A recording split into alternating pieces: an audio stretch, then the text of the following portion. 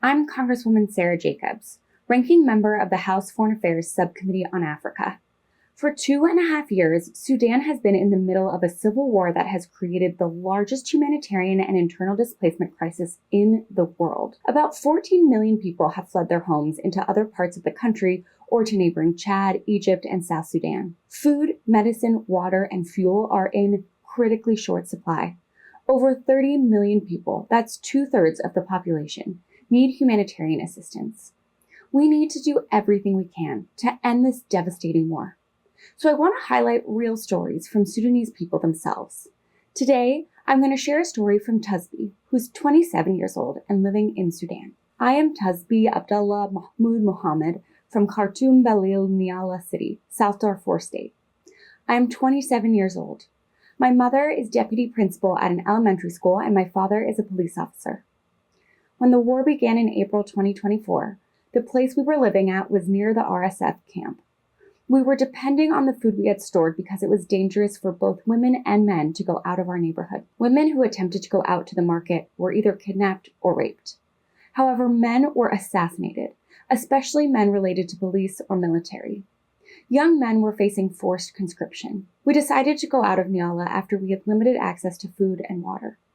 They destroyed the water pipes. They intentionally targeted areas with access to water and electricity. There were several incidents of men, women, and children being killed because of water. We didn't have water, food, or money to buy anything. In addition, RSF were knocking on doors, and if they found women, they raped them.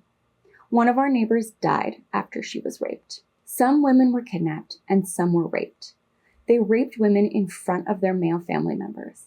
They even raped the girls and older women in our neighborhood. They raped women in groups of not less than 6 or 7 men.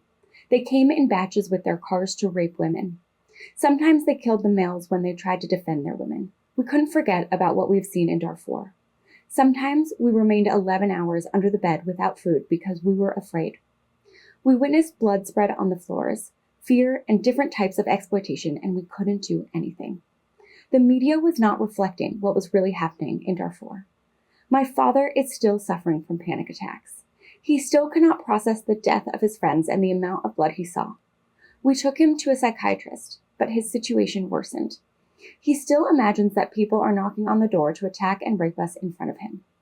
He cannot sleep alone. That was a devastating story from Tasabeeh, and she's not alone. She's one of millions of Sudanese people whose lives have been forever changed by the civil war in Sudan. And she is one of the millions of reasons why we need to do everything we can to end this war.